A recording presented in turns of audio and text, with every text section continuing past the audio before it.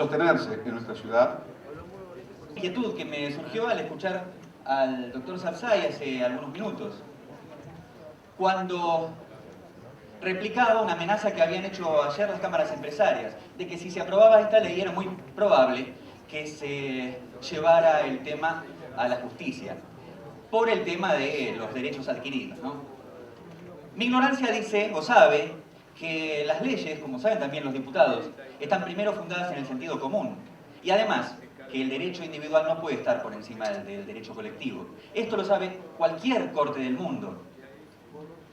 Pongámonos en una situación, Asamblea del año 13, libertad de vientres, y que alguien que compró una mujer y un varón esclavo con la idea de criarlos, diga, no, a mí me tienen que proteger los derechos adquiridos. De ninguna manera podría ocurrir esto.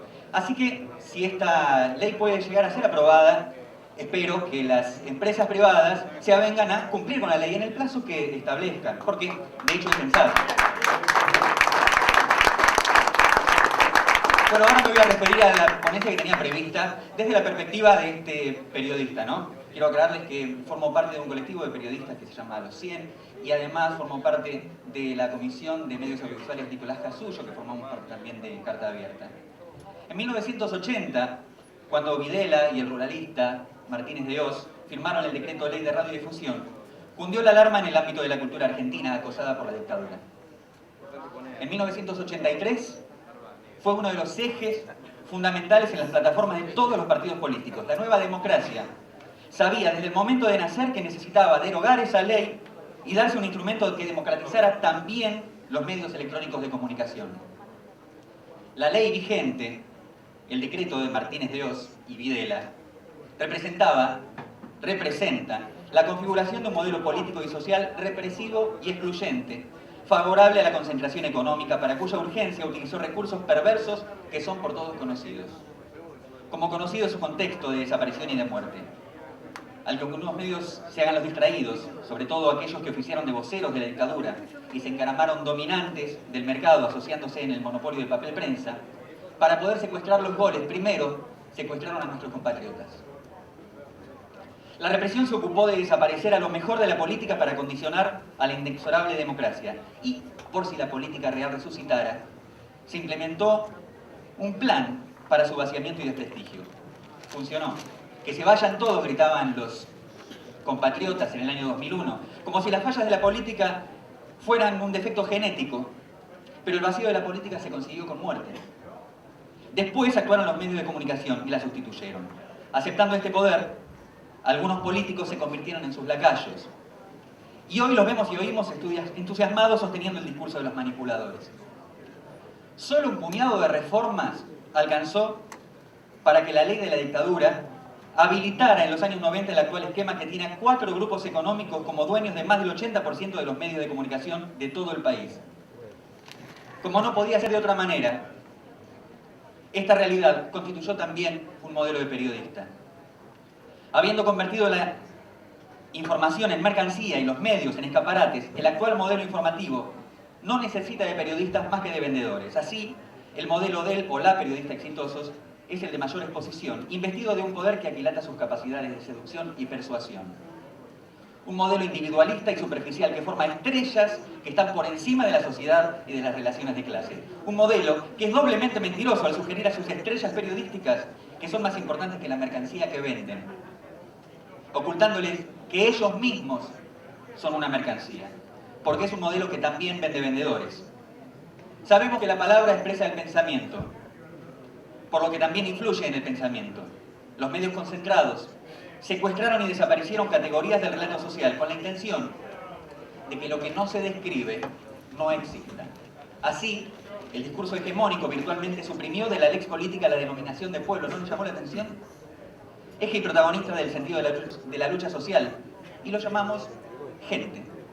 No hay más pueblo, hay gente. Del mismo modo, inaugura la universalización de categorías como regalo a las oligarquías o a las nuevas burguesías, como está ocurriendo respecto del conflicto de intereses desatado por los terratenientes en relación con la renta extraordinaria de las exportaciones agrícolas, a quienes, graciosamente, la prensa liberal califica de campo, pese a que representan el tercio de los propietarios y el 5% de la capacidad productiva medida en fuentes de trabajo. También de este modo, y solo como ejemplo, los residentes de los barrios carenciados son habitantes o son ocupantes, no son ciudadanos. Los niños pobres, los niños en delito, no son niños, son menores. Fíjense, una cosa que me di cuenta recién, porque también, cada vez que hablamos de gobierno, le agregamos de turno, no sea cosa que no degrademos la democracia. No podemos aceptar que un gobierno tenga la fortaleza que le otorga el voto. El gobierno siempre es de turno. Casi está de más decir que esta clausura de categoría se impone también la agenda periodística y habilita el relato de la realidad que, por cierto, está embebido de la estructura ficcional que funde y confunde la información con el show. El relato sustituye la realidad y la miente con una impunidad que ofende. Hoy mismo, mientras estamos hablando y nos estamos escuchando, los monopolios llaman ley K de control de medios, o incluso ley mordaza a la que es la ley de la democratización de los medios. Y además, que no es de los K, cuya autoría no es del oficialismo, sino de los que por años luchamos por ella y logramos por fin en el 2004 elaborar 21 puntos de consenso en la que llamamos Coalición por una Radiodifusión Democrática. Estos 21 puntos declarados de interés por legislaturas de todo el país, incluso esta legislatura, este Congreso de la Nación, en el que hoy algunos diputados traicionan la histórica posición de su partido con tal de lograr el favor de los señores del fuego mediático. Pese a que el análisis científico de los medios revela la grosería con la que se aplican los mecanismos de manipulación, el sistema cuenta con que la prensa está formada con su modelo discursivo y su perspectiva, de tal manera que no necesita salvo en estas urgencias, como podemos ver. En las mesas de las redacciones, cuadros ideológicos que marquen el sentido editorial o actúen como policías del pensamiento. Si no posee pensamiento crítico, el periodista liberal reproduce naturalmente el discurso hegemónico. Los medios degradan, corrompen y sustituyen el sentido común mientras se encorsetan a los periodistas y comunicadores en paradigmas vetustos pero que les son favorables. Y el primero de ellos es uno de los mitos mejor instalados y convertido en valor y prejuicio: la objetividad. Los medios de masa no necesitan ser objetivos, sino declararse así. Del mismo modo que se titulan, mírenlo todos los días en la pantalla, independientes. Y replican a los medios y periodistas independientes, a los verdaderamente independientes, exigiéndoles objetividad en un escenario en cuya composición solo aparecen los elementos que ellos seleccionaron. La reivindicación de la objetividad periodística busca anular al periodista y al comunicador como sujeto para tenerlo como objeto, como herramienta. De hecho, la objetividad es el atributo de los objetos. Los sujetos, nuestro atributo es la subjetividad. Le piden algo a la periodista que sea objetivo, pero no le piden que sea veraz, responsable, profundo, contextual. Todos esos valores éticos fundamentales y excluyentes. El único anticuerpo para estos periodistas de diseño es la prensa alternativa, pero para desgracia del modelo liberal, sus comunicadores muchas veces no están formados en sus claustros ni en sus empresas, y aunque no dominen las técnicas ni la teoría de la comunicación de masas, son la voz emergente de un contexto social definido, aun cuando innominado, y representan probablemente la trinchera de la verdadera contracomunicación frente al discurso único reproducido en cadena.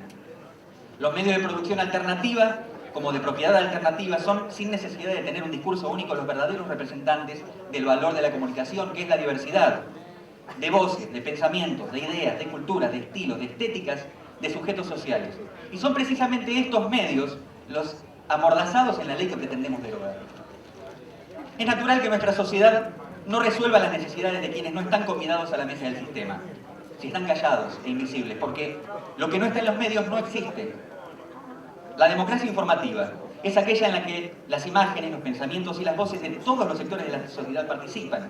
Pero en el actual esquema de propiedad de los medios audiovisuales no hay lugar para la perspectiva de las mujeres, de los trabajadores, de los discapacitados, de los pueblos originarios, de los campesinos, de las minorías étnicas, sexuales o culturales, los que son tratados y exhibidos como fenómenos para el consumo desde una preocupación impostada y mercantil, cuando no decididamente manipulando la realidad y haciéndolos responsables del miedo que pretenden inculcar. Aun con todo esto, el debate de la ley, la mentida ley de control, bla, bla, bla, no se entromete en ningún momento con el contenido ni la línea editorial de cada medio o empresa, solo se ocupa de que los actores tengan el derecho de publicar su realidad y compartir su perspectiva con el resto de la sociedad. Hay otro aspecto de interés para los periodistas y trabajadores de prensa que es fundamental, y es su incumbencia gremial. Es que la concentración de los medios es también la concentración de los patrones. Hoy, el periodista que ve afectada su relación laboral con el grupo de mayor concentración, la sufre con los 260 medios audiovisuales cuya licencia administra, además de sus decenas de medios gráficos, agencias y empresas. Los periodistas que eluden esta discusión, los que reproducen el discurso impuesto, los que tergiversan los términos del debate, los que ignoran, no son solo irresponsables, son suicidas. Otros, convertidos en soldados de la causa de los monopolios, son reptiles, angurrientos y egoístas. Necesitamos más medios de comunicación, más posibilidades para atrevernos a nuestros propios emprendimientos, viables y legales. Yo no voy a pretender la ingenuidad de creer que estos argumentos, como los de las decenas de ciudadanos y organizaciones que participaron en estas audiencias, van a alcanzar para persuadir a los que se oponen férreamente a la democratización de los medios de comunicación audiovisual. Sin estos personajes que no pueden confesar eso más que a sus propios socios. Tampoco voy a pretender convencer a los sofistas que agarran el espíritu de la ley y lo someten, lo degradan a un puñado de frases con las cuales nos mienten con impunidad y con alevosía. Tampoco aquel que es capaz de infringir las leyes vigentes, ocupando un escaño, pero además siendo dueño de un multimedio, aunque le han recomendado en los últimos días que se lo atribuya a su familia. Ni a los que, mediante recursos, intentan entorpecer y dilatar la discusión en este Parlamento de un proyecto que fue presentado antes de las elecciones de junio. Es más, antes de que este Parlamento adelantara el cronograma electoral. Yo le hablo a la mayoría. Aquellos que abrazaron la política para servir a la sociedad, no para servirse de ellas. Desde 1953, cuando el gobierno del presidente Perón, que la Argentina no tiene una ley de radiodifusión de la democracia. Pasó más de medio siglo. El milenio pasado, otro mundo. Es una deuda vieja, parece. Mucho se habla y se enuncia de la libertad de expresión, de la libertad de prensa. Señores legisladores, de esta democracia costosa y merecida de la Argentina, de mi patria, este es el momento. Por favor, liberen a la prensa. Gracias.